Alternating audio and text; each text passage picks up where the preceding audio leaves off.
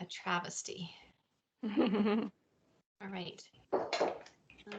It's recording, red dot. Okay, so that's a good cue to get started. We shall start. So, hello everybody who's joined us so far, and I'm sure we'll have a few more people join us in a few minutes. This is exciting. I'm so excited about this webinar. It's in celebration of Seniors Week. So, celebrating seniors, those of us who care for seniors and love seniors, and everyone who has a senior that is in their family. So, thank you all for joining. I'm just going to ask everybody to put yourself on mute, just so we don't have any background noise for a moment. And then that looks like it's done. Thank you so much. I think that helps a little bit. And there'll be lots of opportunity for us to chit chat and ask questions later, so we can take ourselves off mute later. So.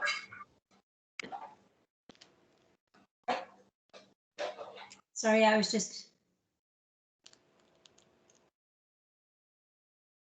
No, you're muted, Kathy. Okay, can you hear me now? Yes. Heather muted everybody. I got carried away. Okay, if you didn't want to hear me, Heather, you could have just said no. Anyways, welcome to Seniors Week. This is our very special webinar where we're having the lovely, lovely Julie Van Rosendaal as our co-host, and she's going to be walking us through making a risotto recipe. You're going to hear from Heather Livingston for a few minutes at the beginning. We're going to talk for about 5 to 10 minutes just on a bit of education regarding seniors and eating well and avoiding the tea and toast trap. And then Julie's going to do her demo, and you can follow along with her, or you can just listen and watch. Heather will probably say this, but I'll say it now just in case she forgets. You don't have to take notes. We're going to send out the full recipe at the end to everybody. And we have a couple of other recipes that we've tacked on there too. So you can have that at the end. Just enjoy yourself. This will be lots of fun. Heather will come back after the demo with a few more minutes of some education. We just like to make sure we're providing people lots of valuable information, and then we'll have opportunity for lots of questions at the end, and we can chat, and it'll be fun. So Heather's just going to put some slides on, and I'll walk through our 2 quick slides about our company, and then I'll hand that over to her. Okay. Just share content. It'll just take a second. I can see it happening. Okay, can you see that now? Yes. Okay, thanks. So you can move it forward to the next slide, Heather. Or do I need to do? It should be our team showing, Kathy. It's okay. I did it. I moved it forward. Okay. Good. Okay. So Proactive Seniors, if anyone doesn't know who we are, we're a local advisory service. We are located in Calgary and Edmonton and Kelowna, and we've been doing these webinars since November. We used to do a lot of education out in the community, and with COVID, we took it in-house and have been doing these presentations, and it's been a lot of fun. Our team helps to advise seniors and their families to make sure that they know what services and programs and resources and benefits are available. We want to make sure that seniors are getting all the help they need when they need it. And that's the premise of our company, is providing that advice and guidance. We have a few services that we've kind of grouped together so it's easier for people to understand what we do. Proactive Seniors Planning is a service where we're really focusing primarily on seniors who are wanting to stay in their own home. And we're helping them to make a very comprehensive plan so they know what the issues or risks are that they're facing and what the solutions or services and supports are that address those risks. And the purpose of this plan is to make sure that everybody feels well prepared and they know what help is out there so that they're getting that help when they need it, as opposed to it being too little too late. So that's our planning process. Seniors housing support is where we're helping to make sure if seniors do need to move into either subsidized or publicly funded or private supported living or retirement residences, we really want to make sure that seniors get into the absolute best place for them. And that's different for everybody, and it can be really complicated and challenging. So we're here to help people understand what their options are and to make sure they know what place fits them the best so that they can thrive. We provide dementia coaching for families who are caring for a loved one with dementia, helping them along that journey. We provide family support, helping to fill in some of the little gaps, getting people to their appointments and making sure all the paperwork that needs to be filled out is done, things like that.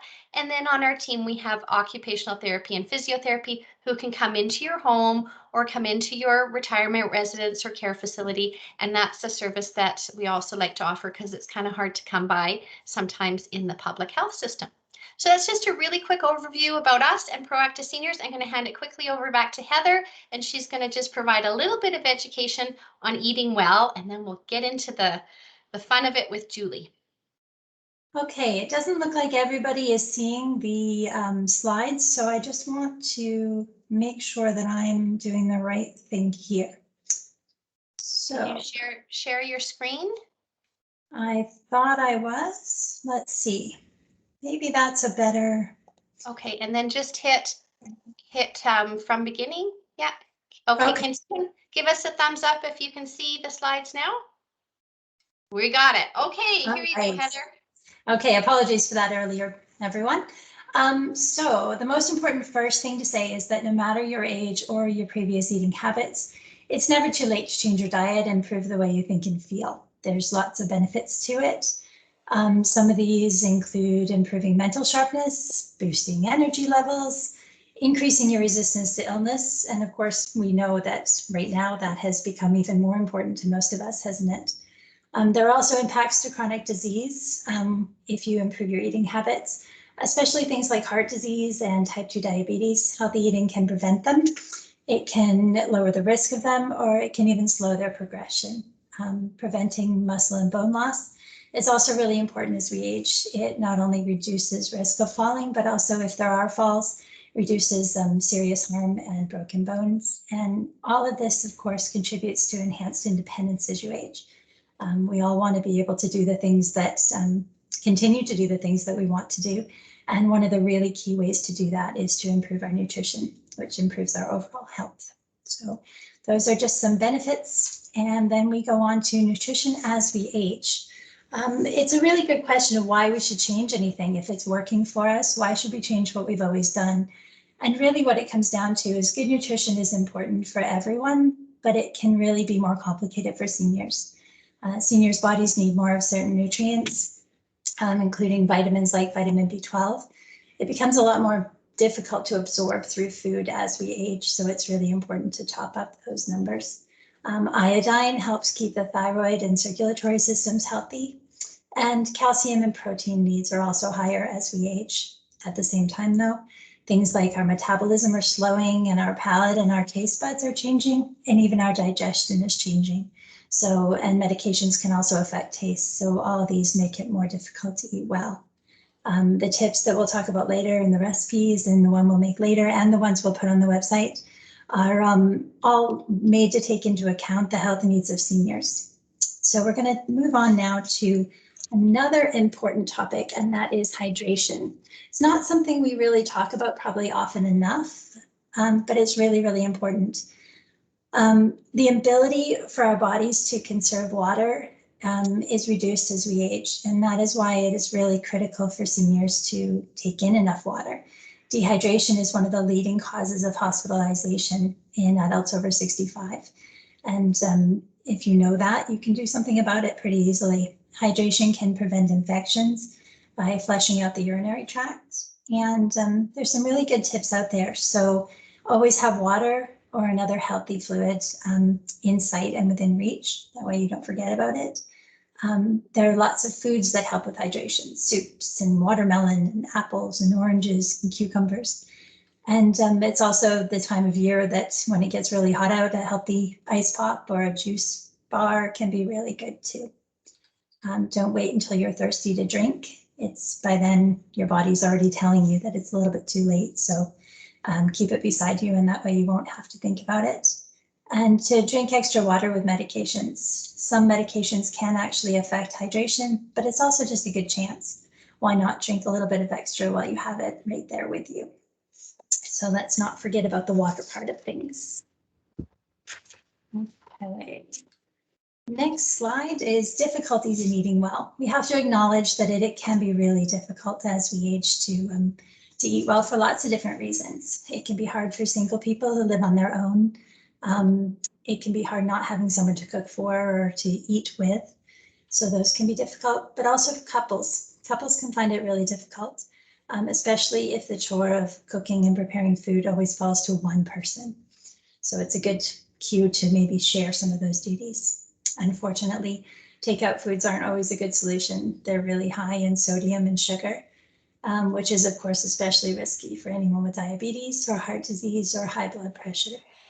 So another difficulty can be burnout from years of the same family recipes. And that's why we've come up with a bunch of tips to help with all of this, to try to help with that tea and toast burnout. So I'm just going to do one slide of tips for eating well. These are overall tips. And then we'll go into more specifics after Julie does her demo. But the overall big picture tips can really help. Keeping an open mind. We all know this, but it really helps to think about saying, okay, not everything's going to work for me, but if I can just accept 1 or 2 changes at a time, don't change everything all at once, but 1 or 2 changes at a time can really make a difference. And if you focus on how you feel after eating well, do you feel more energy? Do you feel more accomplished? Does your stomach feel more settled? Are your blood sugars more stable? All these kind of things can really help us when it comes to that time. Okay, that's the education part for this point. And now I'm going to turn it over to Julie for her cooking demo.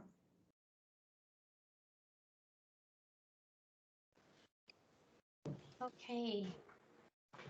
Great. Hey, There sorry, she I is. was just sitting down because my back hurts when I stand for too long. Since I'm almost a senior. Julie, thank you so much for joining us. I just want to give you a little quick introduction for those people who have just joined. So Julie Van Rosendaal is famous and she's lovely. And you may have heard her on the CBC Eye Opener, or she is in the Globe and Mail often doing information about eating and food. And she's also an author of cookbooks. I think many cookbooks, but in particular the Best of Bridge cookbooks, which everyone in Calgary is very well aware of. So Julie, thank you so much for joining us today. And I will hand it over to you for the demo. I'm going to hop into my kitchen and I'm going to follow along. Okay. Is anyone else going to cook along? A couple of you, a few of you? Okay, I'm going to open the chat box so that I can see if a chat pops up. But I think it's okay to just unmute yourself and ask if you have a question and I don't see it, or if someone wants to let me know if there's a question that I'm not noticing. Sure, I should be able to see it. Yeah, unmute you guys if you have anything you want to ask. Just jump in. Yeah. There we go. I can see it if I lean like this. I'm just looking at the chat box. Okay, so we're gonna make risotto today. It's one of my favorite things to make, and it's the perfect pandemic dish, I think, because you can use whatever you happen to have in the house. You can use up leftovers, you can use wrinkly tomatoes, or greens that are kind of sad, too wilty for a salad. And it's easy to make for just 1 person or 2 people or 5 people. It's the same process, the same technique, whether you're just doing a small batch or a larger batch. So I've made a batch already and chilled it, because one of my favorite things to do with a leftover risotto is make arancini, which are fried risotto balls rolled in panko and fried, and they've got cheese inside and they're fantastic. So a great reason to make more risotto than you need. But it's the sort of thing that you can just make for yourself. But it's like real food. It feels like you're actually cooking. You can get creative. It's not too expensive with rice as the base. So typically, risotto is made with short grain rice, like arborio, and that allows the starch to be released into the dish, and that's what makes it creamy. It doesn't have cream added. It's the starch from the rice being released as you stir. So the one myth about, sorry, this beeps a lot, my portable induction burner. the biggest myth about risotto is that you have to stand and stir constantly and you can't stop stirring. You don't actually have to be that dedicated to it. You can stir it frequently. And like I said, that's what's going to make it creamy, but you don't have to stand at the stove for the whole cooking time. If you have long grain rice, if you have barley makes really great risotto. You can do it, but long grain rice or basmati rice will just won't be as creamy. It'll be more of a pilaf sort of than a creamy sort of lava-like. That's the texture we want to go for risotto. Okay, so typically with risotto, you start by sautéing a bit of onion, and it can be any form. It can be a shallot, which is what I have. It can be a little bit of, white or yellow onion, whatever you have around. And you want to finely chop it. And we're going to kind of sweat it in our pot with a little bit of oil. I like using oil and butter. You could use one or the other or both, or ghee is fantastic. Clarified butter, bacon drippings from your fridge. If you save your fat drippings, this is a good place to use it. I've got a cameraman who's going to do some close-ups. It's not very exciting right now. It's just sautéed onion. But what you want to do typically is draw some of the moisture out so that your onion sweats and doesn't turn brown. But I don't think there's anything wrong with it turning brown. In classic risotto, you soften the onion and it doesn't brown, but browning just means more flavor. So I'm not too worried about letting it brown. Now, the great thing about risotto, like I said, is you can put anything in it. You could do a mushroom risotto. You could do a shrimp risotto. Seafood is great in risotto because it's nice and moist and gentle heat, so it won't overcook your scallops or your fish or your shrimp, whatever seafood you have. I have some tomatoes that I'm going to put in. If you have mushrooms or anything hearty, I would put them in at the beginning. Bits of sausage are great. Chilies.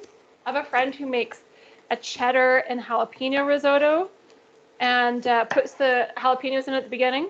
So anything that you want to cook for the whole time, saute at the beginning along with the onion. If you have some hearty herbs like rosemary and mushroom is a classic combination.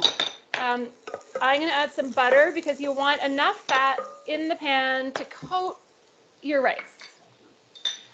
So once your sausage and mushrooms and onions or whatever you want to start with are cooked, this is just onions, just a shallot, then we're going to add our rice. So as long as you remember a ratio of about 1 part rice to 4 parts liquid, and it could be stock, it could be tomato juice. If you have half a can of diced tomatoes in juice in your fridge that you need to use, you can use that, and some of that liquid can go towards the final quantity.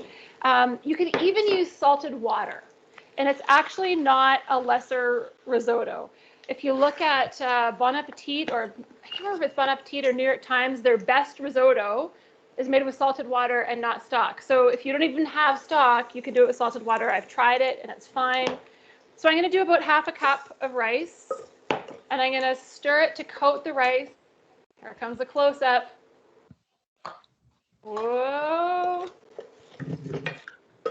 You want to coat the rice with the fat before we start adding the stock, and just sort of cook it for a minute. Now, if you have wine, if you want to add a splash of wine, you can do that here, and that adds a bit of acidity to it. If you don't have an open bottle of wine, you don't have to open one just for this. If you want an excuse to open a bottle of wine, this is a great excuse to just, I do not wash the rice. Nope. I would saute the mushrooms right in the pot. Yes, any kind of mushroom, white mushrooms, crimini mushrooms, brown mushrooms, shiitake, any mushroom, oyster mushrooms. I just did an oyster mushroom risotto a couple weeks ago. It was fantastic. Just chop them and saute them along with the onion. And I let them sort of cook down, get a little bit brown, and then carry on, add your rice. Now at this point, after about a minute, you don't want your rice to toast. You could toast your rice, but it kind of denatures the grain in a way that it it won't release its starch as much, so it'll be a more, the grains will be more separate in the final risotto. So now I'm gonna start adding my stock. And if you start with warm stock, if you just, warm it in the microwave, it won't take as long for the stock to come up to temperature each time you add some. If it's cold from the fridge, it's gonna slow things down a bit. I usually use like a carton of stock just from the cupboard, so it's room temperature. But this I made last night, so I warmed it up a little bit. And you just want to add a bit at a time. Stir it, not constantly, but often, until it absorbs most of the liquid. And then add more. And we're going to kind of taste as we go, because the pot that you use makes a difference. The temperature, how rapidly it's boiling is going to make a difference. So I aim for 1 to 4 rice to liquid, but you kind of want to taste as you go. And that's part of the reason you add the stock a little bit at a time, so that you don't add it all at once and then, it's hard to take it away. You can't cook it down without your rice getting too mushy. So if you have a broad pot, like a wide, if you did this in a skillet, this is a pretty wide pot compared to some of my other pots. The moisture is cooking off more than it would in a narrow, tall pot. And that's one of the things that, as a recipe writer, you can't predict what kind of pot people are going to use in their homes. So that's why you kind of have to know what you're looking for. That's why all the best cooks go by feel, right? They have recipes that say, oh, just add flour until the dough feels right. Or, I just use my purple cup. So as the rice absorbs the liquid, and some of it will cook off too, it's going to get thicker. And when you get to the point where your spoon kind of leaves a trail almost through the bottom, you can add more stock. A little bit more. And I'm going to add tomatoes, because I have tomatoes and they're a little bit wrinkly. So things like tomatoes you can add early on and let them cook down. The more time they spend in the pot, the more they're going to break down. You could add them at the end if you want them more like to pop a little bit. Anything delicate like fresh basil. Ooh, I have fresh basil out of my patio. Spinach, anything that, you don't want to cook for a long time, you just want to wilt, I would save till the end. But there are a lot of things that you could kind of add just at any point in the middle. Grated beets, raw beets are fantastic in risotto. You just grate them. Could be a pre-cooked, a roasted beet, or it could be raw. Grate it right into your risotto. If you have a big tomato that's kind of mushy, you can grate it on a box grater, and it just turns into pulp into your risotto. And so that would count as liquid-ish. It's got a little bit more bulk to it than straight stock. But if you want it to sort of melt down into your risotto, put it in now. And while that's cooking, I'm going to get ready to make arancini. So I've got 2 shallow bowls.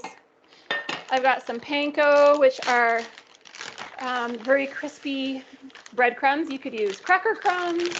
You could use dry breadcrumbs. And I've got some egg. This is actually egg wash that I used on my strawberry rhubarb pie. A little bit of extra. I figured might as well use it. Keep stirring. Sun-dried tomatoes would be delicious. Yeah, I would, because they don't really need to be cooked, I would add them toward the end so they don't completely break apart as you cook them, but it wouldn't really matter if they did anyway. Yeah, sun-dried tomatoes would be great. A spoonful of pesto would be great. I mean, not everything. Peanut butter might be weird. But almost everything goes well in risotto. Okay, so I've got some cold risotto from yesterday. And I'm gonna make some arancini. So, did I put salt in? I put salt in with my onions at the beginning. Okay, so to make arancini. You need cold risotto. If you have some cheese, I've got some goat cheese that I'm actually going to swirl in. I might try putting goat cheese in the middle of my arancini because I like putting a little bit of cheese, a little nugget of cheese in the middle. I'm going to grab a plate. I never managed to get everything that I need out. Here, oh, Mike, you want to show it what it looks like when it's all here? This is kind of what it looks like when it's ready to add more stock. Your spoon kind of leaves a trail. It's filling in, but it's a little bit slow too. It's almost absorbed. You don't want it to be completely dry. You don't want it to start browning. And if you use all your stock and you still need to add more liquid, there's some chives in there from the chicken had chives in it that I roasted yesterday. You can just use water. It doesn't have to be all stock. Okay. So we're going to make balls about the size of a golf ball. You don't want them to be too big because we want the cheese in the middle to melt. I'm going to grab a little chunk of goat cheese. Mozzarella works really well. Any kind of melty cheese, any cheese curd works really well. And the cold risotto, you can just shape into a ball. Huh? Anything that congeals can be deep fried. As Stampede is coming, we're going to be thinking of fried foods to make at home. Okay, the goat cheese sort of goes in a little chunk in the middle. It's a little bit trickier to work with than mozzarella or something that you can cube, but not too bad. So these can be made in advance and just hang out in the fridge if you want to, make a bunch and cook them as you want them. You guys don't have to do this part. I figured this would just be, I'd show you how to do it for tomorrow when you have leftovers.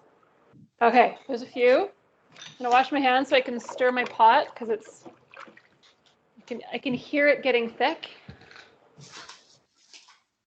Oh, not quite. Not too thick yet.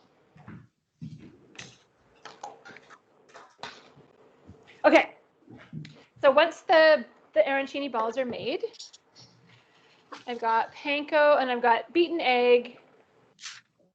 You want to roll the balls around in your beaten egg and then roll it in your panko. I usually keep one hand dry, the other hand wet. Ta-da! And this part you can do in advance too. They could be all ready to go. If you have a dry hand, you can stir your risotto while you're rolling your arancini. What are you guys putting in your risotto? Spinach and asparagus. Oh, asparagus is perfect for risotto, especially right now. You can do arancini in an air fryer, yes, because an air fryer is just a tiny convection oven, and it circulates the hot air. And yeah, I actually did a test not too long ago with arancini, and it worked fine. It's not as crispy because it's essentially baked instead of, it's not really frying. Frying is, by definition, cooking in hot oil. It's baking. It's just a marketing term to call it a fryer. An air fryer is an oven when air is the heat conduit. But anyway, I digress. What was the other question? Make arancini. So yeah, you can. And can you freeze it? I think they might go a little bit funny in the freezer. They might not. I've never frozen them. So it's worth a try. It's worth freezing one and seeing, but I don't think it would have to be a lot smaller if you're going to cook it from frozen and want it to heat through all the way to the middle. If it's a frozen ball, you would have to probably thaw it first before you deep fried it. It's worth trying though. Make a little bit smaller. I'll stick one in the freezer and give it a try. I'll stick one in the What's freezer the right now. proportion of the liquid to the rice? Like for About half 1 a to 4. cup? 1 to 4. Okay, 1 thanks. to 4. Yeah, rice to liquid. So liquid to rice would be 4 to 1. Yeah. So once it starts to, the rice starts to look like it's getting cooked, it doesn't have that white core anymore. You want to start tasting it because you might not need all the liquid and you might need a little bit more. I'm going to move this over here to keep cooking, and I'm going to move my pot of oil to the front so you can see. I just use canola oil, but any vegetable oil works well for frying. I don't have a deep fryer. You could use an air fryer. But yeah, a pot with a couple inches of oil, not even an inch and a bit. You don't have to submerge them. You can roll it around. It is just fine. And a lot of people are nervous about frying, but it's not as scary as you might think. All you need is a pot, some paper towels. I went and got paper towels, and it doesn't actually absorb as much fat as you might think. So I did a test with the air fryer. With French fries, what else did I test? I tested a bunch of things, and I fried them on the stovetop in oil, and I tossed the potatoes with oil to do in the air fryer. And when they were finished cooking in the oil on the stovetop, I cooled and measured the oil, and it absorbed less oil on the stovetop than using it in the air fryer, which is interesting. Like, it's just the same ingredients, right? It's oil, but there's that idea that deep fried food is terrible for you. So, food for thought. Okay, so what my aunt, who's Belgian, and she's made a lot of, what did she make? Croquettes. She made a lot of potato croquettes. She would take the handle of her wooden spoon and put it in the oil. It's not ready yet. There's nothing to see here yet. And if it bubbles around the handle, it's ready to go. The leftover oil, this is the biggest question I get about frying. I use it a few times. So I made pakoras this morning for CBC in this oil. Pakoras are a little bit like, they've got spices and things in them. If I'm doing like fish or something spiced, you can't use the oil afterwards as much. Although having a little bit of, garam masala, essence in the oil on my arancini isn't really a bad thing. But when I do fry things, I kind of plan to do a bunch of things to make the most of the oil.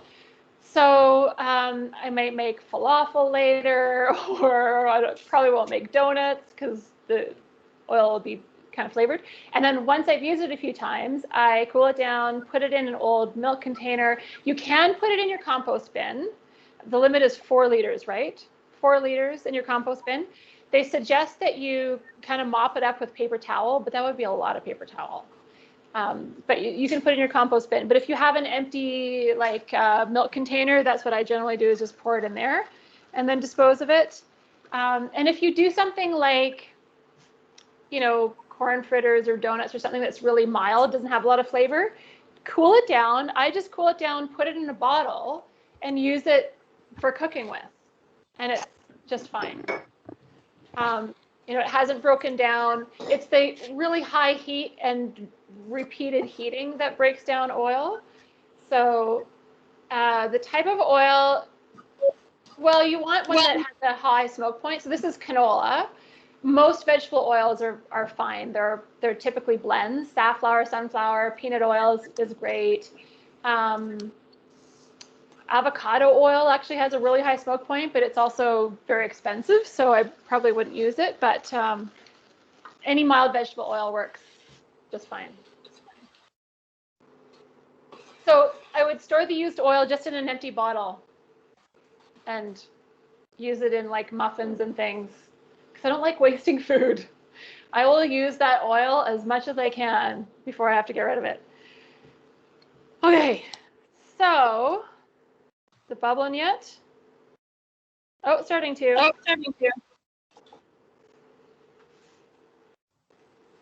So this is just how my Aunt Chris would do it. Stick the handle, her wooden spoon in. But if you have a scrap of bread, that works really well. Anything that has some moisture to it. Dip in a bread crust. If it sizzles, it's good to go. And then you can take your arancini, take a slotted spoon, and just lower it in. If you have a thermometer, you want to go for about 350 degrees. 350, 375. I like 350 because I really want to get it all the way through and get the cheese to melt. Still feels a little bit cool to me. So I'm going to give it another minute. And I'm going to taste my risotto because it looks like it might be close to done. Nope, still a little bit of firm core to it, but it's close. So pretty soon I'll take it off. I'm going to finish it with some butter and some cheese, some Parmesan cheese, maybe some goat cheese. And risotto is really, the texture is a matter of taste. So you might like, you know, a drier risotto. You might like a runnier risotto. But really you want to go for a texture that's like lava, like it should conform to the plate when you pour it into your plate. Oh yes, the oil in the fridge, you probably should. I just leave it on the countertop. I don't know, I think it should be fine not in the fridge. Yeah, and like I said, I'll plan to cook a few things in the oil over the course of a couple of days when I have my oil pot on the stove. When do you, oh, the asparagus was finished towards the end. So asparagus only needs a few minutes. I mean, you can eat asparagus raw, right? So snap off the tough ends of your asparagus. Cut it in like 1-inch lengths if you want to. Otherwise, you can just add it to the pot. And I would add it when your risotto is getting close to being done. So right about now, if you're at the same stage as I am, just to give it a couple minutes in the risotto, just to get sort of tender crisp. Same with spinach, just tear it in, let it wilt. You don't even need that much time. You just need like 30 seconds just to let it wilt. Or if you're doing seafood, what I do, if the pieces are fairly small, I take the pot off the heat, put the seafood in, put the lid on, sort of stir it in, put the lid on, and just the heat, the residual heat of the risotto will cook your seafood through perfectly. I'm going to put in some basil. Do I have any in my kitchen or do I have to go out? Maybe Mike will go and grab a few leaves of basil off the... It's the one in the green pot. Do you want me to grab it? He's like, I can't remember which one is the basil. The big leaves. It smells like licorice. So, yep. I had basil inside. I moved it outside. Once these are golden on the outside, you can kind of roll them around if they're not submerged, which they probably won't be. And once they're golden, we'll take them out. Perfect, yep. There's the basil. You could put loads of greens in. You could put chard, you could put kale. I would thinly slice it if it was kale or chard. Here, I'll move it over here for a minute. So here, have a look. So that is pretty dry. I'm going to add a little bit more stock while I simultaneously stir. Oh, it turned off. There we go. It's going to thicken up as it cools. And I'm going to add a bit of Parmesan cheese or a lot of Parmesan cheese. He can taste it and add salt if it needs to, but usually stock is fairly salty. And if you're adding Parmesan cheese, that's salty too. So you don't want to over season it.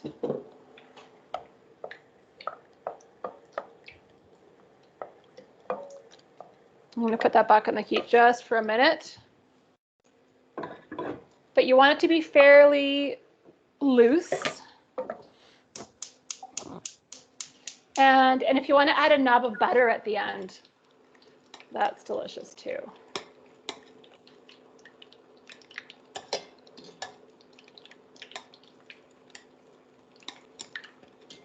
My burner turned off, so it's back on now.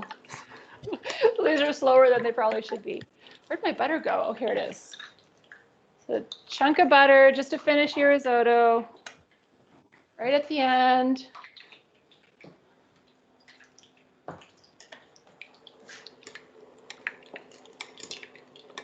There we go.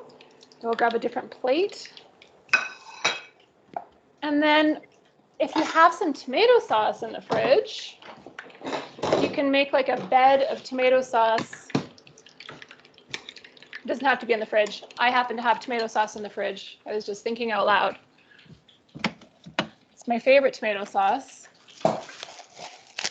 It's still cold, but I get this from the Italian Center shop, and it's so good.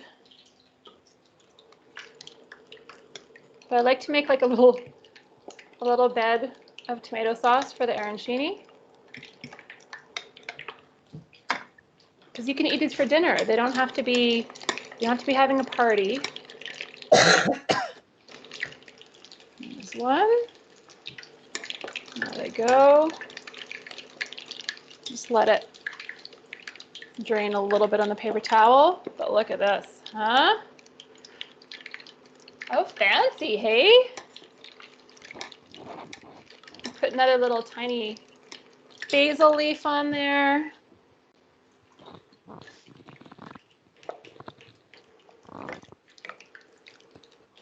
So that is good for me.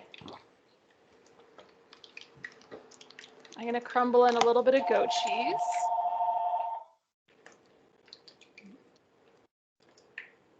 I want it to melt completely in. Just a little bit.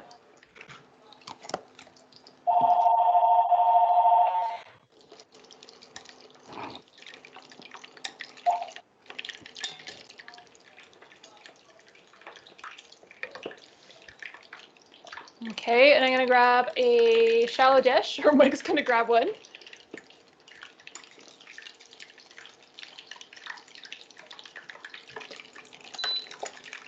There we go. The gray one, maybe. Sorry about it. Thank you.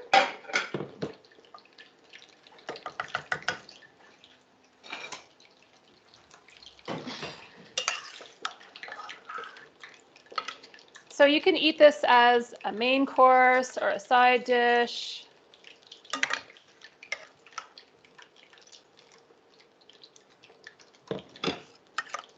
And that's sort of the texture that you want to go for. You want it to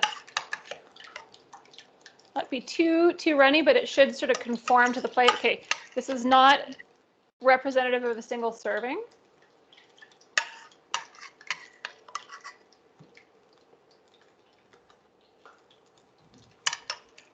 That's a family style serving. And here's our arancini. Done. Look at that. I need one more little blob of tomatoes.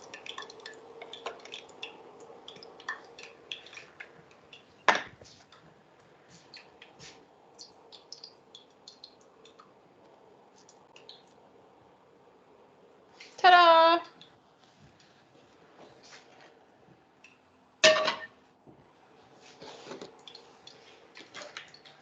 That looks wonderful, Julie. Oh, good. I'll show you what it looks like inside. Got the goat cheese inside. Wonderful. Yeah. So how's yours, Judy? What did you make? What flavor? Who are you asking? I did sun-dried tomatoes, a bit of pesto, fresh basil, spinach, and shrimp. Ooh, nice. Did Mhm. someone You're ask on- what type of You were rice? on the same plan as me, Judy, except I didn't do the shrimp. I did basil, and then I put in the sun-dried tomatoes and some spinach and Parmesan, and it's delicious. Yeah. And I put in the Parmesan too, but I never would have thought of it if Julie wasn't just suggesting ingredients. Throw it in. How Yeah. about anyone else? Did anyone else make it as we watched? If you did, you can turn off your mute and say what you made. Otherwise, you're going to have to make it tonight. Julie, I just want to comment that my risotto is still a hint. Like, what if it's fully cooked? What is it? What's the texture? Because mine is just a bit, I don't know what the word would be, like chalky, like one grain, for example, if I So tested it. Yeah, keep cooking it. If it's still a little bit chalky, it needs to cook a little bit longer. Okay, yeah, Yeah. that's what I'm doing. Awesome. Awesome. So yeah, it should be, sort of lava-like, but the rice should be tender, not with that little bit of core in the middle. Yeah, and that's why you kind of have to go by feel and taste. Someone asked what type of rice. Short grain, any kind of short grain rice. Sushi rice would work, arborio rice. Mike's like, can I have that?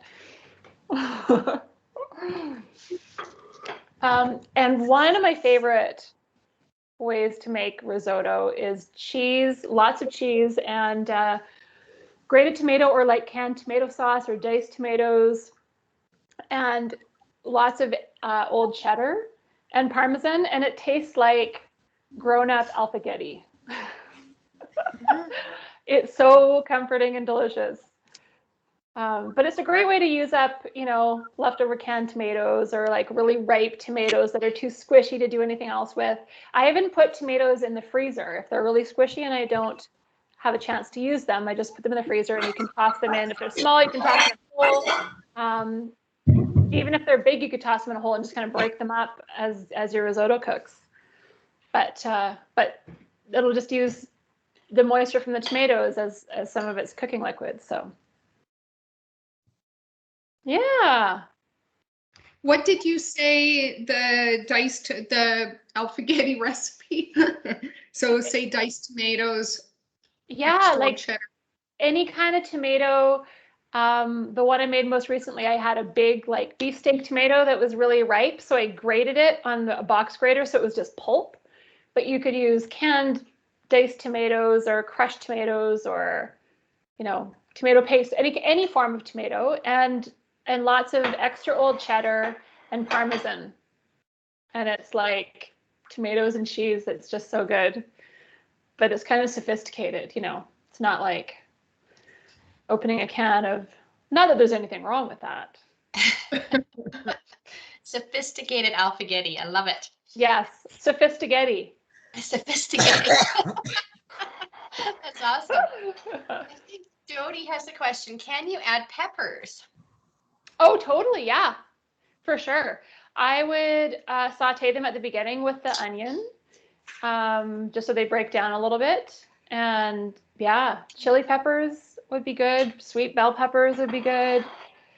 It's the sort of thing that, if you have a quarter of a bell pepper in your fridge, you can chop it up and add it to risotto, because you're never going to need a whole bell pepper unless you're making a lot of risotto. You just use little bits of whatever you have, which I love. You could add, fresh herbs. You could put cilantro in there if you like. You could add, different spices.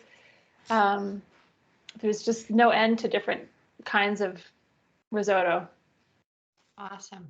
And then you can fry it the next day. Or air fry it. Right. Well, that I was had that time. Sorry, Judy, go ahead. No, I was just going to say I had that one time in a restaurant a few years ago, and I was totally baffled as to what that was all about. Now I know. Yeah. It's not, and that's what restaurants do to use up their leftover, risotto. Most Yeah. restaurants par cook their risotto and then they finish it to order. So, yeah. Mhm. And it's not too expensive. Well, I'm going to confess in front of however many people are on here that I honestly always thought risotto was just a kind of rice, that it wasn't a dish made with. Oh, So well, I, some people I call it risotto rice, right?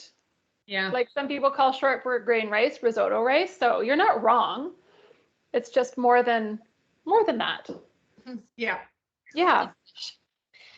Well, Julie, thank you so much. I think we'll pop over to Heather because she's got a little bit of education to impart to our audience. But if you don't mind staying on in about 10 minutes, we can just take any questions. So everybody, if you've got questions that come up, type them in, or we can have a free chat once Heather's just gone through a quick last little bit of stuff we wanted to share. Does that sound okay, Heather? Sounds good to me. Thank you so much, Julie. I've always been intimidated by risotto, and I think now I'm feeling a little bit like I could try it at home. It's just one of those things where you feel like you have to stand over it, and seeing you not stand over it makes me feel like maybe I could do that. So thank you. And I will write up the arancini recipe for everybody too. I took some notes, so we'll add that to our recipe collection so that you have everything that Julie had to share with us. So let me just take you off highlight and then see if I can share this. Okay. So back to tips for eating well. So we have a few of these. I'm going to start with the commit to keeping an open mind, don't change everything all at once, and focus on how you feel after eating well. I just wanted to go back to those. Those are our kind of bigger overall tips, and I think they still hold true and are good things to keep in mind. And then we get into more specifics. Oh, had those in the wrong order. There we go. Okay, rekindling inspiration. If you're just feeling a bit blah about your cooking, then it might be time to rekindle some of that. Browsing the produce at a farmer's market. There can be amazing things. Fresh and local is always best. And sometimes the stall holders will have some really good tips for you too. Reading a cooking magazine, even the photography in a cooking magazine or a cookbook can be really inspiring and just make you feel like it's time to go back to those things. Heather, sorry to interrupt. I don't think people can see the slides. Oh my goodness, are we doing this again? Sorry, everyone. Let's see if we can. Are you sharing your screen? I thought I was. Let me go back to here. Okay, it says that I was sharing. Let's see. So go to share screen on the I was seeing them. Oh, okay. There we go. They were fine. Okay. Give Can us a everybody see it now? thumbs up. Okay, yeah, you can see them. Good. Sorry, there was a few comments. Sorry to interrupt. No, please. Thanks for that, Kathy. So buying food or spices you haven't tried before, it can be a good challenge to, if you see something that you haven't tried, you could even set yourself a challenge of using a new ingredient once a week, something different. Chatting with your friends about what they eat, sharing recipes or ideas, or just sometimes knowing what other people are up to can really rekindle some inspiration too. And enjoying a meal with family over Zoom, that can be one person ordering takeout for everybody and you share it together, or it can take a lot of different forms, but it brings the social aspect back into your cooking and eating as well. And then work with what you already know. So tweaking your old favorite recipes. In my house, we do a lot of things to make it a little healthier with kids and teenagers. Substituting turkey instead of ground beef, adding zucchini and carrots secretly, quietly to some recipes, making sure there are high quality nutrients in and with each meal. And again, we're going to the tea and toast thing. We all know what this is about and we know what we should be doing. Well, those of us who have children have said it to our kids, you don't eat dessert first. You you have your vegetables and your protein first, but it's just something we all need to have a reminder of now and again. And then varying our sources of protein. So adding more fish and beans and eggs and nuts and seeds. Red meat isn't always good for us in great quantities, we know that. So adding more of a variety of different proteins can be really good for us as well. And our shopping. So what we are going to be cooking starts with what we're shopping for. So shopping smart can be saving money. It can also mean just having a different variety than usual. Planning our weekly menu ahead of time means we don't get to the store and always buy the same things. Shopping sales can also be great for variety and for cost savings. Buying in bulk to freeze into smaller portions, again, good for cost savings, but also good just to help us to know that there's something in the freezer, a protein source or something, or a vegetable that we can take out and use. Shopping for non-perishable items, really good things to keep in the cupboard. They can form the basis of a meal. They can be a part of the meal. They can be the whole meal sometimes.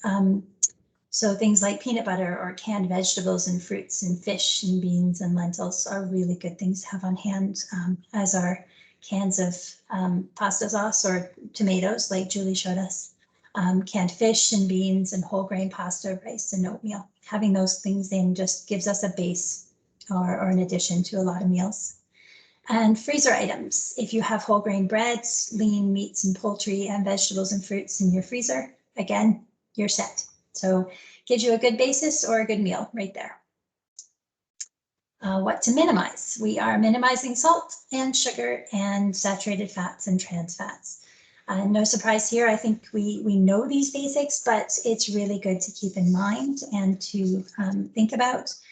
We know that salt can cause a lot of high blood pressure issues. So instead we can season with herbs and spices, cayenne pepper and basil and sage and rosemary. Turmeric for healthy choices that can have lots of flavor. Minimizing sugar. Refined sugars have a lot of empty calories, and it's better to replace those with whole foods, many of which are really naturally sweet and very tasty on their own, especially once our palates get used to less of the refined sugars. So that can be fruits, sweet peppers, and yams are some examples. And if we use healthy fats, they can protect our body from disease and support our mood and mental health, mental well-being. So good choices of those include olive oil, avocados, nuts, and of course fish that are high in omega-3 fatty acids. So those are always good to have in the store cupboard and in the freezer and to be shopping for. So tips for eating well: batch cooking. Soups and stews are great for getting your vegetables and protein. They're really quick things to make. They're usually very easy to make, and they freeze well. So if you make large batches and you freeze them in portions, you have a stock of ready meals that you can add fresh side dishes to, but you are having the basis of your main meal. So if you write the dates on the package and move your older meals forward as new meals are added, you're doing a great stock rotation, and you'll never find that thing in the bottom of the freezer that you've forgotten about. But adding the fresh side dishes can liven them up all over again. And one idea is to have dedicated cooking days. You can make several meals at a time, and it gives you a great variety through the month. If you make several meals a couple of times a month, then you've got choices all the way through. And the social aspect of cooking and eating. If your family offers to deliver meals or leftovers, take them up on it. It's a great idea. It gives you a great variety. And if they can stay to eat with you, all the better. You know, it gives that social aspect as well. Couples can share cooking duties. We talked earlier about how if it only falls to one person, it can be pretty intimidating and pretty, by the end of it, you're pretty tired of doing it. So you can share some of the prep duties, you can share some of the cleanup, but even sharing some of the cooking itself can be really, really valuable and can be nice time together as well. Combining social interaction and healthy eating with friends or family. You can plan together, you can shop together, you can prepare together, and you can eat together. I know that COVID has made this really quite difficult a lot of times, but if you have opportunities and chances to do that, it's a great way to liven up the cooking scene and the eating scene. alternating cooking days with a friend, or even alternating who makes main meal and who makes dessert if you're eating dessert, can also be a great way to try out different foods and different food traditions too. And again, this one is COVID impacted, looking into cooking classes in your area. A lot of community associations will run classes, and some of them are senior focused, others are not. But they're also a really good way to meet some new neighbors and also get some new cooking tips. And last but not least, there are times when cooking isn't an option or is just too much. So look at homemade meals from the market. They can be heated up really quickly and can be some good options. Meals on Wheels is also well worth looking into if that is an option for you or for somebody in your family or somebody that you know. Also meal delivery services. There's the big ones, the HelloFreshes and these kind of things, but there are also some local ones out there that can provide you with ingredients and recipes to mix things up a little bit. And that gives you some variety and can rekindle some more inspiration as well. And that is the end of our education piece. So we're going to go now and see what else people have for questions and comments. Thanks, Heather. That was great.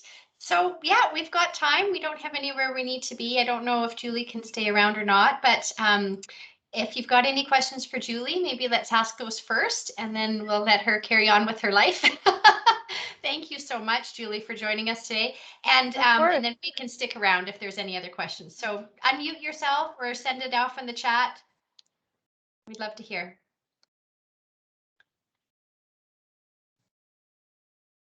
So Brenda said, Judy, Delia, will you send over some of that risotto? I know it's not fair. Judy and I have been eating while we've been listening. Well, I've had to test mine because I was making sure it was totally done. I'm a notorious tester when I cook. So by the time I actually eat dinner, my kids tease me because I appear not to eat much. And then that's because half my meal was consumed at the stove. But So, holy cow, it's so good. Oh, I know, mine is delicious. One of the comments that was earlier on was potlucks. Soon we can have potlucks. Lynn Cadence was saying, and you know, potlucks would be a great way. It kind of goes off what Heather was saying, a great way to have some social interaction when you're eating. Because if you are single or even if you're a couple and you're just bored of eating and cooking for yourself, get together with a couple neighbors or your person that lives next to you or a family member and have a potluck, and each of you can bring your favorite dish, and that's a great way to try some new dishes and get some more variety in your diet. We've got some thank yous. Julie Van Rosendaal, you are muted at the moment. That's okay. So any questions, pass them along. And thank you guys so much for joining us. We will send out the recipe for the little deep fried balls, which I can't remember what they're called. What were those called? Arancini. Arancini. And it should be in the recipe. Yeah, we'll send out the slides and we'll get that all out so everybody who's joined us here today can have that. And someone asked, can they share this presentation and share these slides with friends? And of course you can. Yep, share it with whoever you want. We're really happy for you to do that. Kathy, somebody has their hand up. Oh. Kalpana? Yeah, just Yes. unmuting right now. Yeah. Hi. So my question is to Julie. How much, because I have limited pantry and fridge and freezer space, so how many days of food does she usually keep? Like a week's worth of cooking, a month's worth of cooking? Me? Yeah. Oh, a lot. But I'm always testing recipes though, because it's kind of my job. So I don't have a huge pantry though. I have a very tiny pantry and a small deep freeze, but I have a lot of dry beans and dry grains and dry pasta and things like that. So I don't know. It could probably last a month. I don't know. I have a 15-year-old teenager though, and he eats a lot. So he'd probably eat half of it in a less than Okay, a week. so you have items that don't need refrigeration or freezer space, basically. Yeah. Yeah. I have a lot of Great. dry beans and dry items, more so than freezer stuff. Yeah. Great. Thank you. You're welcome.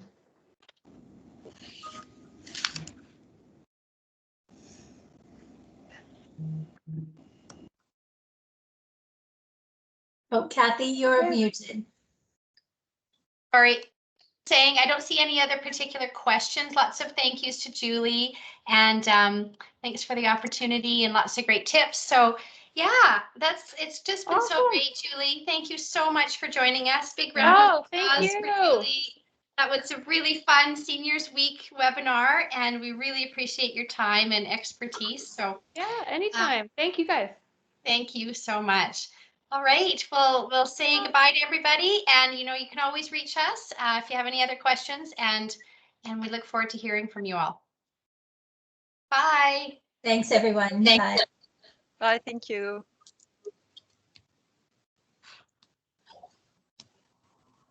Okay, I'm going to stop the recording because I always forget to do that. Stop the recording.